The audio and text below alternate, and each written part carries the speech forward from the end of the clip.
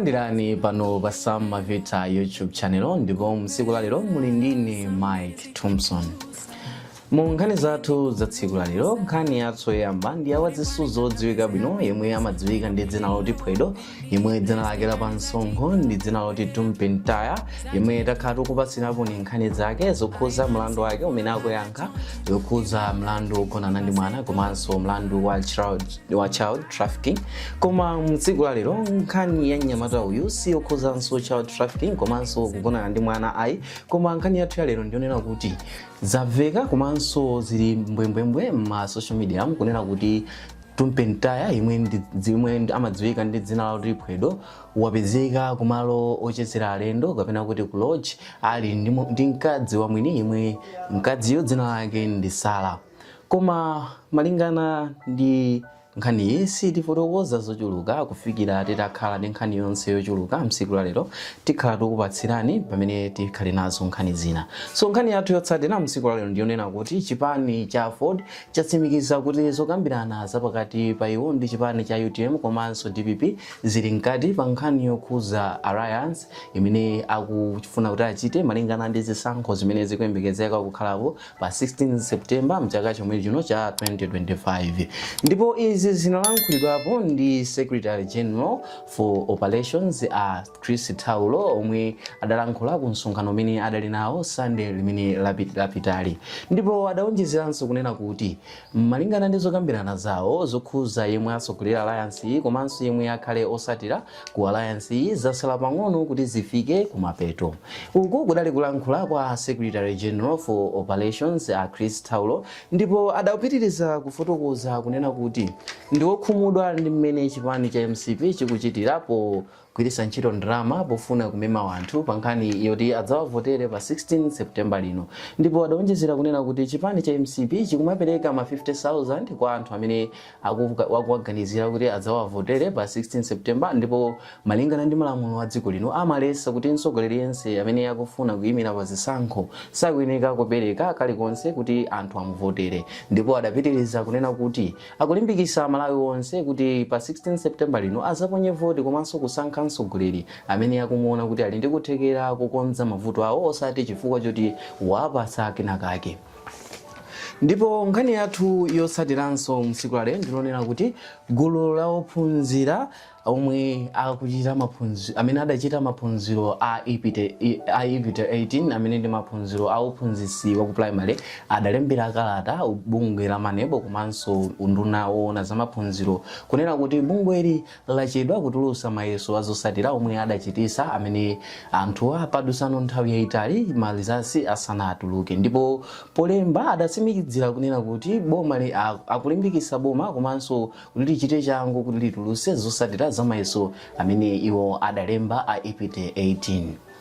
Ndipo nkhani yathu yotsatiranso msiku la lero ndionena kuti unduna woona za umoyo kudzera mu nthambi yoona za uchembere wabwino imene amayitcha kuti Reproductive Health Department yatulutsa ripoti lake lapachaka lomwe likuonetsa kuti boma la Nkhotakota ndi lomwe lalembesa chiwerengero chokwera cha mimba za ana.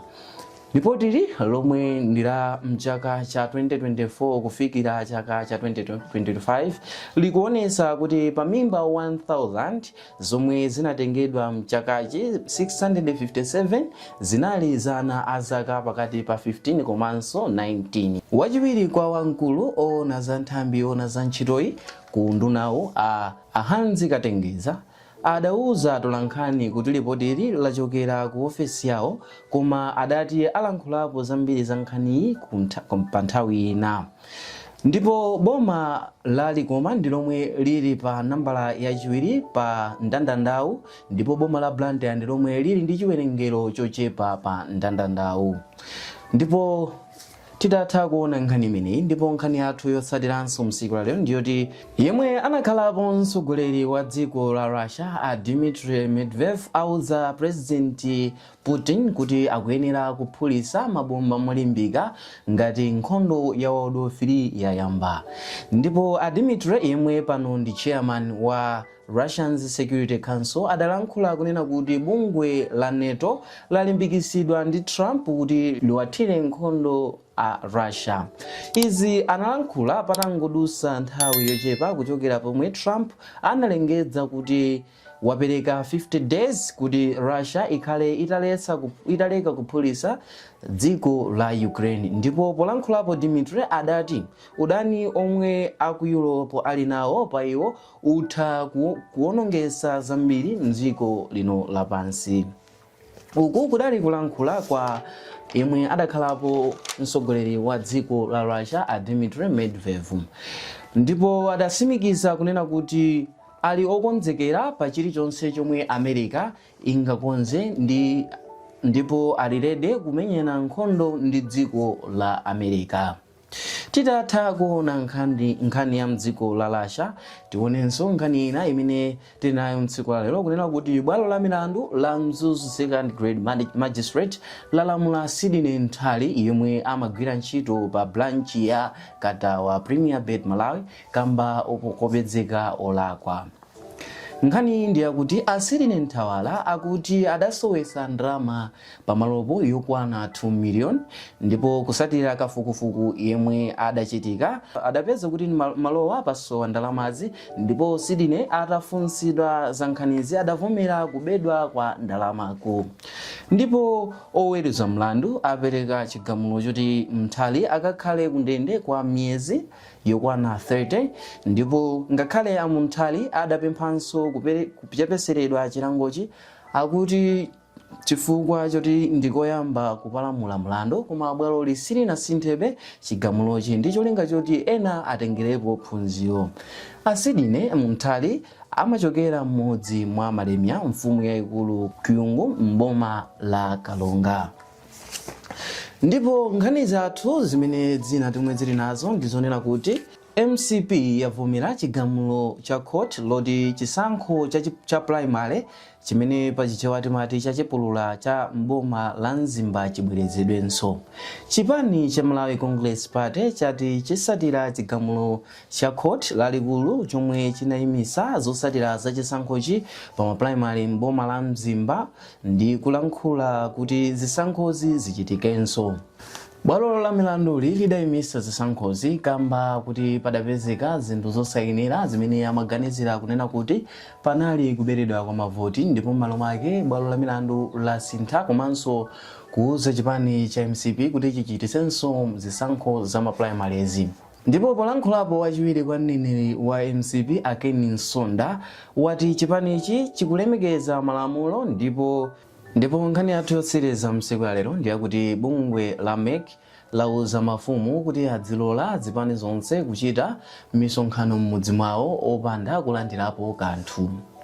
Izi zinalankhulidwa ndi wamkulu wa pampando wa bungwe la MEC a Justice Annabel Ntalimanja yemwe anatsimikizira kunena kuti amafumu alibe ufulu okaniza chipani kuchitisa msonkhano m'mudzi mwawo ndipo alibe ufulu osankha chipani chimene chiyenera kubwera m'mudzi mwawo chifukwa zipani zonse komanso malamulo a demokrasi amalola kunena kuti zipani zili ndi ufulu ochitisa zisankho ochitisa kampeni komanso misonkhano malo aliwonse amene iwo angakwanise kufikira. Ndipo tili pa nkhani yomweyi izi zaoneseratu kusimikizika komanso chidwi chimene MEC ili nawo kufuna kuonetsetsa kuti zipani zafikira malo aliwonse kuti zimeme amene ndi wowatsatira kuti akwanise kuwavotera pa zisankho zomwe zilipo pa 16 September lino. Ndipo mu nkhani za tsiku la lero mulali ndine Mike Thompson ndipo ngati mwayikonda video iyi chitani like komanso subscribe kuti titenso kukupatsirani nkhani zina zotsatira zimene tikhale nazo. Tiyeni tisiye ndale zogawana mitundu, ndale zogawana zigawo. Ena akafunsa mwauza kuti ine ndili pano ndine nchewa komanso ndine wachiyawo, ndine nsena ndinenso wachitumbuka, ndine nkhonde ndine wachiromwe, ndine mang'anja komanso ndine ntonga. Mwachidule wina akafunsa mwauze kuti Malawi, mwauze kuti Chilima ndi Malawi.